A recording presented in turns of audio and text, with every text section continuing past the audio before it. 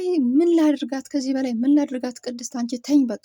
ቅድስት ነግሬሻለሁ፣ አንቺና ምሳሌ ቤት ውስጥ ሁኑ፣ ከክፍል እንዳትወጡ። እኔ እሷን አጠፋታለሁ። በቃ እሷን እኔ ካላጠፋሁኝ መቼም እኔ አርፌ አልቀመጥም አለ። ምክንያቱም እዚህ ጋር መድብልም ኃይለኛ ናቸው። ሁለቱም ወንድማሞች ኃይለኞች ናቸው፣ ብሩክና መድብል ማለት ነው። መድብል ራሱ ምንድን ያላት ማህሌትን፣ ቆይ አንቺ ምን አይነት ሰው ነሽ? ቆይ ማስተዋል የሚባል ነገር የለም እንዴ? ቆይ ወንድሜን ብሩኬን በምን አስነክተሽ ነው ያገባሽው? አንቺ እኮ ለብሩክ አትገቢም፣ ብሩክን አትመጥኝውም። ምክንያቱም አንቺ ክፉ ነሽ። ብሩክ እንዳንቺ ክፉ አይደለም። ብሩክ በጣም እኔ በደንብ ጠንቅቄ ወንድሜን አውቀዋለሁ። ታናሽ ወንድሜን እኔ ጠንቅቄ አውቀዋለሁ። የመጨረሻ አንቺ ክፉ ነሽ። ደግሞ አልፈሽ ተርፈሽ ይችን አንድ ፍሬ ልጅ ለመግደል መያዝሽ እኮ ነው የሚገርመኝ። ምን አይነት ድፍረት ቢኖርሽ ነው እንዴ? ምን አይነት ጭካኔ ነው? ይህን ያህል ክፉ መሆንሽን እኮ ቢያቅ እሱም አያገባሽም ነበረ። በሳቱ ግን አንቺ ልክ ትዳር እንደሚፈልግ ሰው አግብተሽው ከዛ ከጥቂት ጊዜ በኋላ ምሳሌን የማሳክምበት ነው ይሄ ንብረት ይሄ ቤት ሲልሽ ከዛ ተገልብጠሽ ይግባኙላ ጠይቀሽ ቤቱን በራስሽ ስም ለማዞር አሳግደሽበትም ነበር። እኔ ብዙ ነገር ሰምቻለሁ። ምክንያቱም አንቺ ክፉ ነሽ፣ ማሰብ የተሳነሽ ሰው ነሽ። ቆም ብለሽ ማሰብ ራሱ አትችይም። ምን አይነት አይምሮሽ ምን አይነት ነው ግን አንቺ? ቆይ ይሄን ያህል ጭካኔ! ይቺ አንድ ፍሬ ልጅ ምን አደረገችሽ እንዴ? ቁም ስቅሏን አሳይተሻት ይቺ ልጅ ታክማ ከዳነች በኋላ ከህመሟ ሳታገግም እንደገና አንቀሽ ለመግደል ወስነሽ ተነሳሽ። እኔና ብሩክ ባንደርስ ኖሮ ምሳሌን አናገኛትም ነበረ። ችግርሽ ምንድን ነው? ለምን ይቺ ልጅ ማታያት ብሎ አፋጠጣት። ከዛም መድብል በጣም ይቅርታ መድብል በጣም ይቅርታ አጥፍቻለሁ፣ በድያለሁ፣ ይቅርታ አድርግልኝ ስትለውም አንቺ ክፉ ሰው ነሽ፣ በጣም መጥፎ ሰው ነሽ። ምን ይሄና አልቆይ ምን ብትበድልሽ ነው እንደዚህ የምታሰቃያት? ግን አንቺ ምን አይነት ሰው ነሽ? በጣም ተናዷል መድብል። በጣም 100% መድብል በጣም ተበሳጭቷል ማለት ነው። በቃ እድሉን ቢያገኙላ ሊገላትም ይፈልጋል ማለት ነው። ሊገላት ራሱ ይፈልጋል። በጣም ተናዷል። በነገራችን ላይ ማህሌት የምታደርገው ነገር በሙሉ በጣም የሚያናድድ ነገር ነው እና በጣም በቃ የሚያበሳጭ ነገር ነው እያደረገች ያለችው እሷ ራሷ ማለት ነው። አስባችኋል? ይችን አንድ ፍሬ ልጅ ምንድን ያለችው? በታገተችበት ቦታ ምሳሌ እሷን ድምፅ ሰምታ ነው የመጣችው።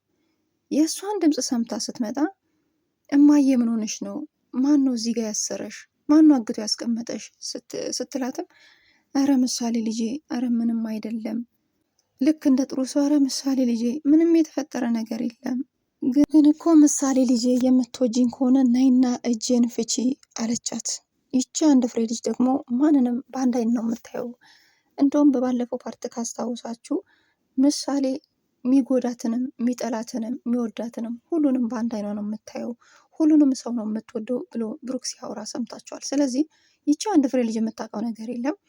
ነይና ፊችኝ አለቻት። የእውነት ምሳሌ ልጄ የምትወጂኝ ከሆነ ነይና ፊችኝ ስትል ይቺ አንድ ፍሬ ልጅ ማንንም በአንድ አይን ነው የምትመለከተው። ማን ክፉን ማን መጥፎን የምታውቀው ነገር የለም። እሽማ እያለች እና ቀስ ብላ እጇን ከፈታች በኋላ ዘላ አንገቷን እንቅ። ምንም የማታውቅ አንድ ፍሬ ልጅ ዘላ አንገቷን ሲጣረገቻት። ከዛ ጮች። ልጅቷ ስትጮው እንደ አጋጣሚ ቅድስት ተኝታ ነበረ። ማን ነው የሚጮው? ምሳሌ ከሆነች ከኔ ጋር ናት ብላ ብድግ ስትል ከቅድስት ጋር አብራት ነበረ። የቅድስትን ፀጉር እየነካካች ማሳጅ እያደረገችላት ቅድስት እንቅልፍ ይዟት ሄደ። ምሳሌ ደግሞ የማህሌትን ድምፅ ሰምታ እየሮጠች ሄደች። ከዛም በኋላ ስትደርስ ማህሌት ናት። እማዬ ምን ሆነች ነው ብላ ደነገጠች፣ አዘነችላት። ግን ምን ያደርጋል በስተመጨረሻ ይቺ አንድ ፍሬ ልጅ እጇን ከፈታች በኋላ አነቀቻት። እገልሻለሁ ስትላትም ጮች። ከዛም ቅድስት እየሮጠች ስትመጣ ለካም ይቺ አንድ ፍሬ ልጅ ምሳሌ በማህሌት እጅ ገብታለች። በማህሌት እጅ ከገባች ትሞታለች። ምክንያቱም በፍጥነት ቀጥታ ለመድብል መደወል ስላለባትም ለመድብል ለብሩክ ወንድም ስልክ ደወለችለት። የብሩክ ወንድም ደግሞ ብሩክን ሊፈልግን ሄደው ለምን ያለበትን ቦታ ተናግራለች። የተደበቀውን ሚስጥር በሙሉ አወጣች ማለት ነው። ከዝና ጋር ሆና ያወራችውን ሚስጥር በሙሉ አግቶ ሲያሰቃያት ማለት ነው። አግቶ ሲያሰቃያት ነበር መድብል። ስለዚህ ይሄንን ሚስጥር በሙሉ አወጣችው። የተደበቀውን ሚስጥር ስታወጣ ብሩክ ያለበትን ቦታም ስትነግረው ብሩኬን እየፈለገ እየሄደ ነበረ። ከዛም በኋላ ብሩክን ካገኘ በኋላ ስልክ ሲደወልለትም ቅድስት እያለቀሰች ነበረ። ከዛ እንዴ ምን ተፈጥሮ ነው ቅድስት ለምንድን ነው የምታለቅሰው መድብል ብሎ ብሩክ ሲጠይቀው መድብልን እንደዚህ መሀሌትን አግቻት ሁሉንም ሚስጥር ነግራኝ አንተ ያለህበትንም ቦታ ነግራኝ ነበረ። ነገር ግን ቅድስትና ምሳሌ አብሮ በተኙበት ቦታ ምሳሌ ደግሞ የመሀሌትን ድምፅ ሰምታ ክላሷ ገባች። ክላሷ ስገባ ነይና ፍቺልኝ እጄን ስትላትም በዛ አጋጣሚ ምሳሌን አነቀቻት እና አሁን ላይ ግዴታ ማስጣል አለብን ሳትገላት አስቀድመን ብሎ ለብሩክ ሲነግረው ብሩክ ፌንት ቃመ፣ ተናደደ። ወይኔ በስንት መከራ ያሳከምኳትን ልጄ ገና ለገና ያላገገመችውን ልገልብኝ ነው አይደል? አንተ እዚሁን እኔ ነኝ የምቀድመዋልና ሽጉጡን ተቀብሎ እየሮጠ ሄደ። ብሩክ ወዲያውንም ሄደና አንቺ ከይሲ አሁንስ እኮ ተሰቃየሁ አሰቃየሽኝ እያለ እያሯሯጣት ዛሬ ከኔ አታመልጭም አለና ግንባሯ ላይ ተኮሰባት ማለት ነው። ስለዚህ ክፉ ሰው መቼም ክፉ ነው፣ ክፉ ሰው አይቀየርም። እድሜ ልኩን ክፉ እንደሆነ ይኖራል ማለት ነው። ምክንያቱም አስተሳሰቡም ክፋት ብቻ ነው እንጂ ጥሩ ነገር አስቦ አያውቅም። ክፉ ሰው መቼም ጥሩ ነገር አስቦ አያውቅም። ሀሳቡ ሁሉ ክፋት ብቻ፣ ተንኮል ብቻ።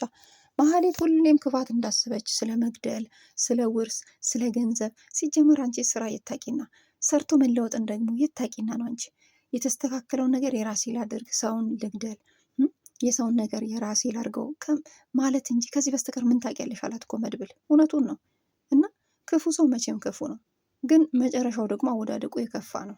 አስባችኋል? አሁን የመሀሌት ህይወት በጣም ከባድ፣ በጣም የሚያስጠላ ህይወት ነው የምትኖረው። አንደኛ ከትዳር አይደለችም። ሁለተኛ ምሳሌ ለመግደል ብታቅድም አልተሳካላትም። ሶስተኛው ደረጃ ደግሞ ንብረቱን በስሟ ለማዞር ሞክራ ነበር፣ ይሄም አልተሳካም። እና በሰዓቱ የላከችው ይግባኝ ራሱ ወረቀቱን ቅድድድ ዳርጎ መድብል ጥሎታል ማለት ነው። እናም እንዳልኳችሁ በጣም ፌንት ቅሞ ስለነበረ አንቺ ከይሲ አታስፈልጊም፣ ስለዚህ እስከ ወዳኛው ላትመለሺ እሸኝሻለሁ። እናም አሁን ላይ ይቅርታ የሚባል ነገር እኔ አላውቅም። ይቅርታማ ብታቂ ኖሮ የሚራራ ልብ በኖረሽ ነበረ። ያንቺን ይቅርታ ለመቀበል እኔ ጊዜ የለኝም። ስንት ጊዜ ነው አንቺ እኔን ስንት ጊዜ አሰቃየሽኝ፣ ስንት ጊዜ ምሳሌ ልጄን አሰቃየሻት፣ ዛሬ የመጨረሻ ነው ብሎ ሲቶክስባት ወንድ ልጅ ቆረጠን ያልኩትኝ። ወንድ ልጅ ከቆረጠ ቆረጠ ነው። ይመቸው አቦ እንዴ ነሻና።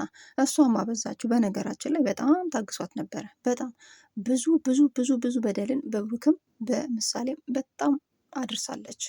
ሁላችንም ተመልክተናል። አልፋ ተርፋ ይቺ ልጅ በስንት መከራ ያሳከማትን።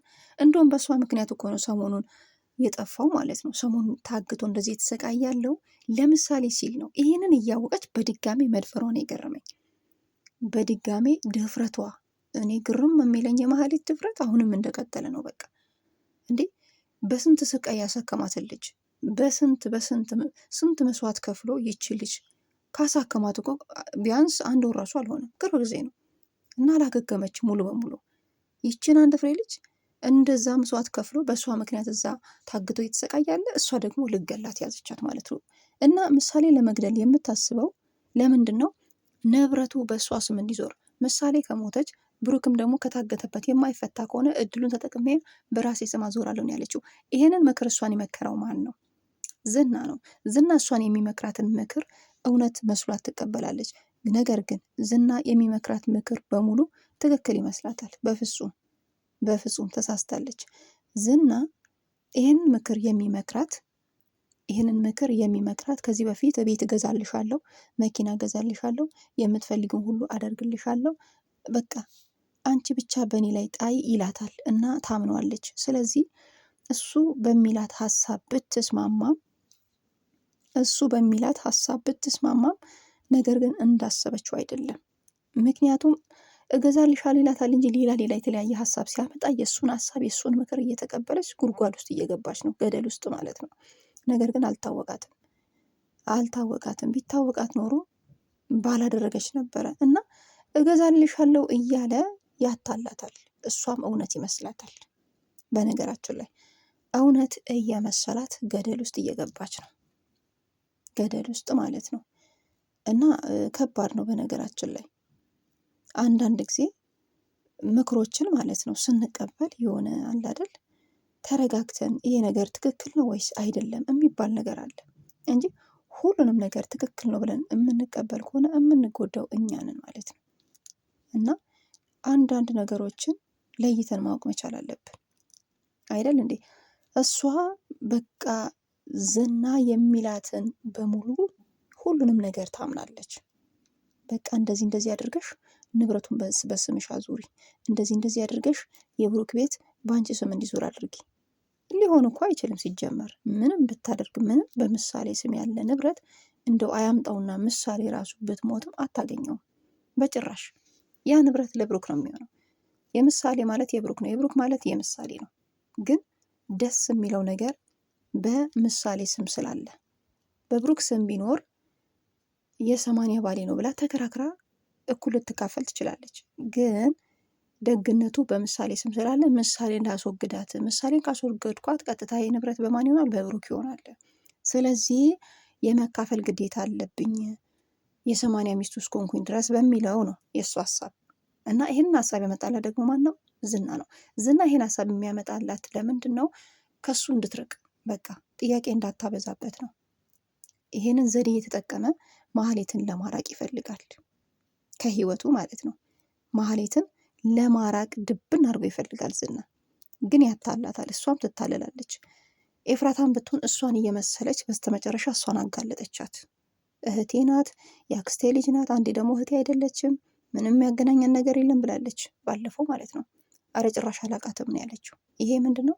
ለገንዘብ ስትል ማህሌትን አሳልፋ ሰጠች። ለማን? ለመድብል አሳልፋ የሰጠችበት ምክንያት ጥቅም ፍለጋ እና በዚህ ዘመን እውነት ለመናገር የራሳችሁ የሆነ ሰው ነው እናንተን የሚያጋልጣችሁ አሳልፎ የሚሰጣችሁ ማለት ነው።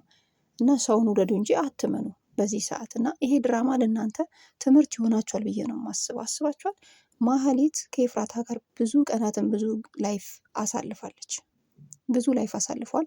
ብዙ ቻሌንጆችን ብዙ ጣውረዶችን ቢያሳልፉም ነገር ግን ለገንዘብ ብላ የገዛ እህቷ የአክስቷ ልጅ አሳልፋን የሰጠቻት። በእርግጥ አዎ ማህሌት ክፉ ናት። ግን ቢሆንም አንዳንድ ጊዜ የኛ የምንለውን ሰው በገንዘብ ስንለውጥ አስባችኋል? ይህንን እውነታ ማህሌት ብታቅፍ ኤፍራታንም የምትለቅም አይመስለኝም። ኤፍራታን የምትለቃት አይመስለኝም። ኤፍራታ አሁን ላይ ወስናለች። የማህሌትን ሚስጥር በሙሉ እያወጣች ነው። ማህሌት ይኸው አግተዋት እያሰቃዩት ነው። መታገቷን ደግሞ አላወቀችም። ነገር ግን አሁንም ሌላ ሚስጥር እየፈለገች ለመድብል እያካበለች ነው። ያ ማለት ማህሌት መቼም ከታገተችበት አትፈታም። አንዴ በሽጉጥ አንዴ አግተው እያሰቃዩት ይገኛሉ። አስባችኋል? ይሄ ሁሉ ምንድነው? የእሷ ጥፋት ነው፣ የእሷ ተንኮል ነው። ስለዚህ ለእኔ የምትሉት ሰው ከዕለታት አንድ ቀን ያጋልጣቸዋል ማለት ነው፣ ለገንዘብ ሲል እና ኤፍራታ ገንዘብ ስለሚያስፈልጋት የገዛ እህቷን አጋለጠቻት። በእርግጥ አዎ ክፉ እንደሆነች እናውቃለን። በስተመጨረሻም ተጋለጠች። ወዳቸዋል። ባይ ባይ